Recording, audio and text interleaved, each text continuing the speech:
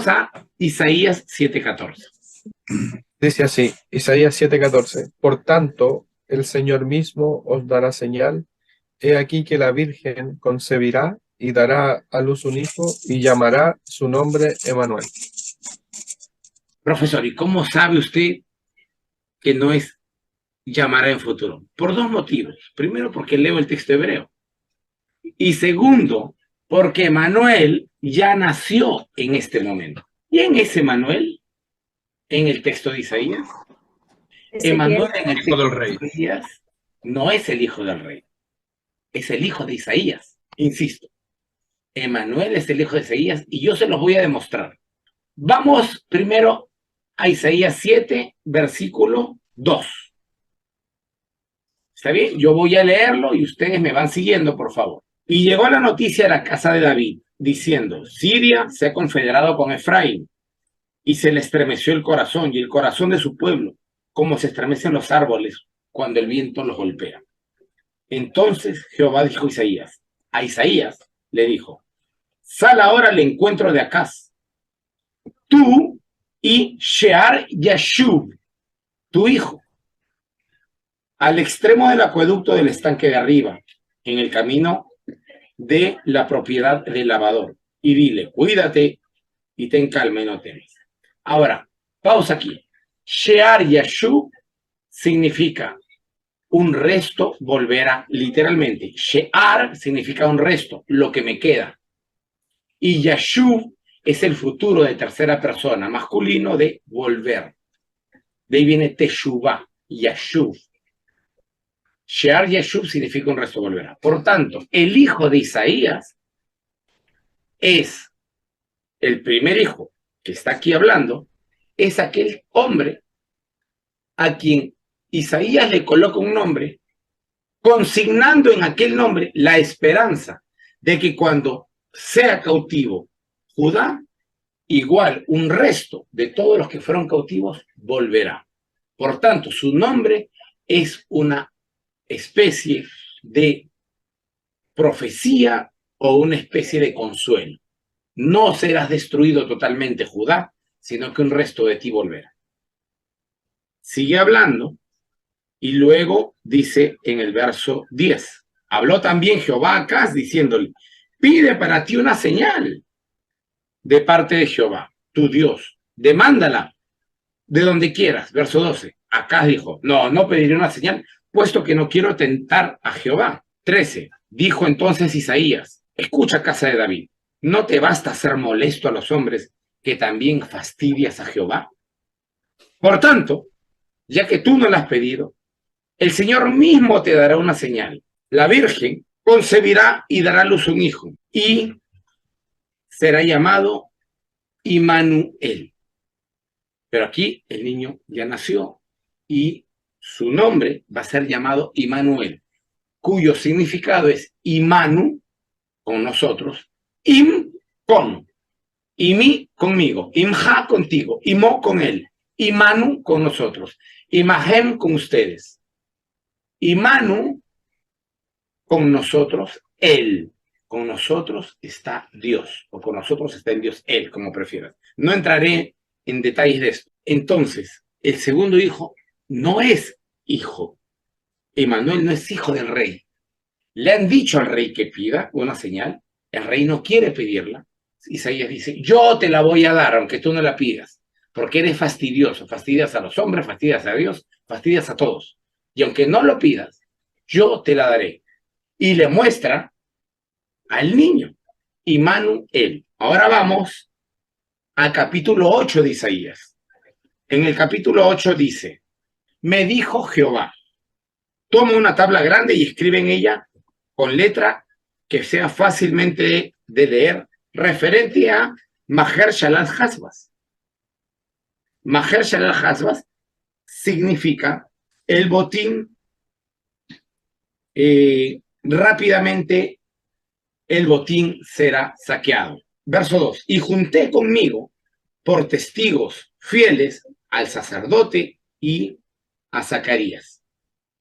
Entonces, me llegué, que en hebreo dice literalmente, penetré a la profetisa, la cual concibió y dio luz a un hijo. Regresa a la fórmula del 7:14.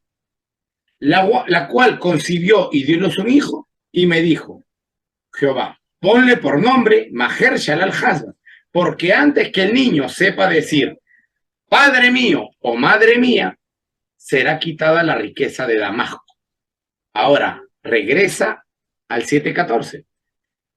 Y en el 15 dice, comerá mantequilla y miel hasta que sepa desechar lo malo y lo malo. Porque antes que el niño sepa desechar lo malo y escoger lo bueno, la tierra de los reyes que temas será abandonada. Es la misma fórmula. Pero si eso no te queda claro y necesitas más evidencia, vamos al 8:18. Y dice, he aquí, yo y los hijos que me ha dado Jehová, somos señales y presagios en Israel por parte de Jehová de los ejércitos que vive en el monte Sión. ¿Qué es lo que dice aquí? El Señor te dará señal. En el 7:14. ¿Qué es lo que dice 8:18? Yo y mis hijos somos señal de que Jehová les está mandando mensajes. ¿El hijo es del rey? No, el hijo es de Isaías. Y el hijo, llamado Immanuel, aquí ya nació.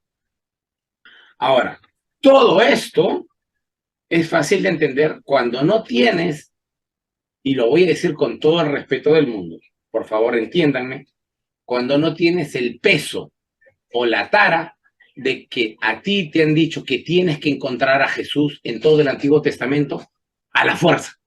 No importa qué haces, pero tú lo encuentras. Entonces, el lector promedio tiene que encontrar a Jesús.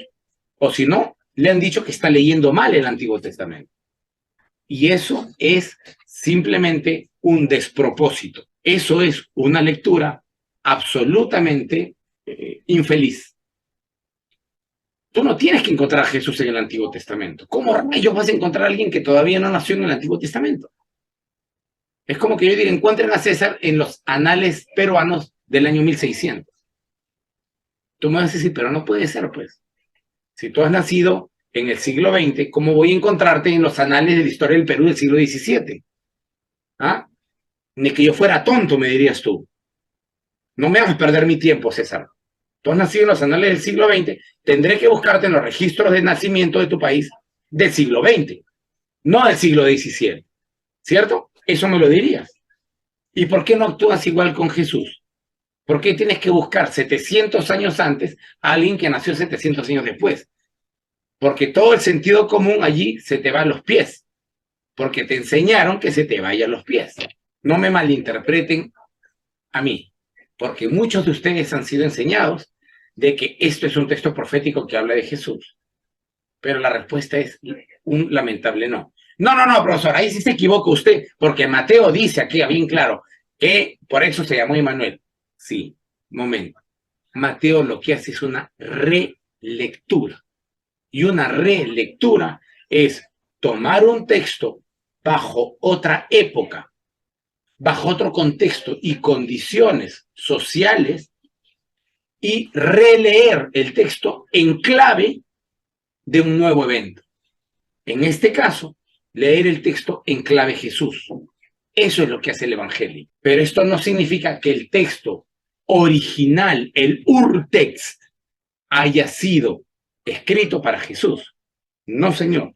El texto fue escrito para que en aquel momento Isaías le muestre a un bebé cargado en sus brazos y le diga, mira, ¿quieres señales? Aquí la tienes entre mis brazos.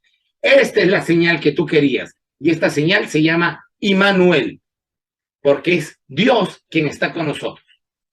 Así que aunque tú no le hayas pedido, esta señal que estoy haciendo dormir, esta señal se llama Immanuel y es mi hijo.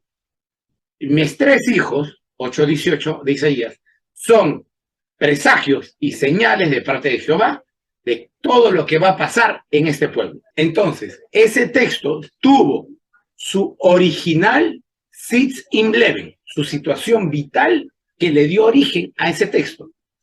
Ese texto tuvo un Immanuel, ese texto tuvo una razón de ser en ese momento, 700 años antes de Cristo. 700 años después, el ingenioso y talentoso autor inspirado por Dios, si quieres llamar, si te sientes mejor diciéndole inspirado por Dios, bien, inspirado por Dios. Tomó ese relato y vio que podía reaplicarse en una nueva situación e hizo una relectura. Pero ese texto no fue originalmente escrito para Jesús. Y eso es lo que suelen enseñar en las iglesias. ¿Sí o no?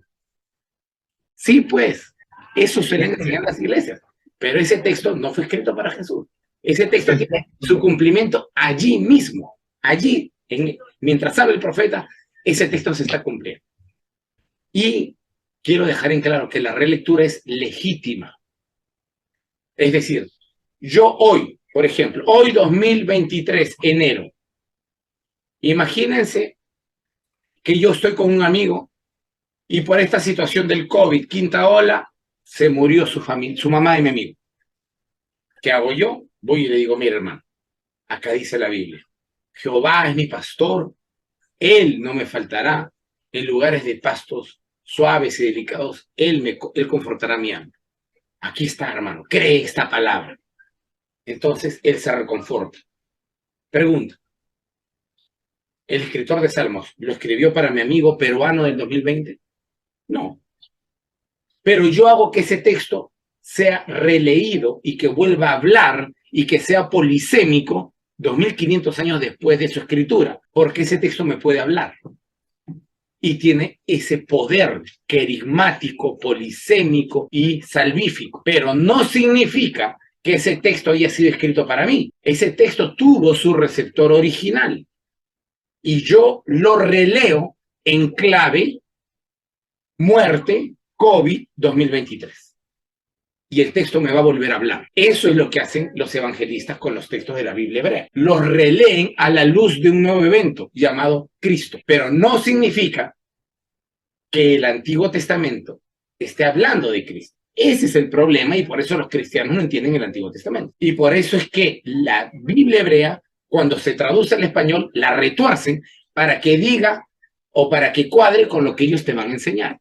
Debemos de entender apropiadamente que el Antiguo Testamento, Biblia hebrea, se para sobre sus dos piernas de manera sólida. No necesita al Nuevo Testamento para ser entendido como le enseñan generalmente a los recién lectores de la Biblia, los nuevos lectores. Les dicen, el Antiguo Testamento es la sombra del Nuevo Testamento. Por tanto, sin el Nuevo Testamento no vas a entender el Antiguo. Falso. No lo entienden porque no se los enseñan.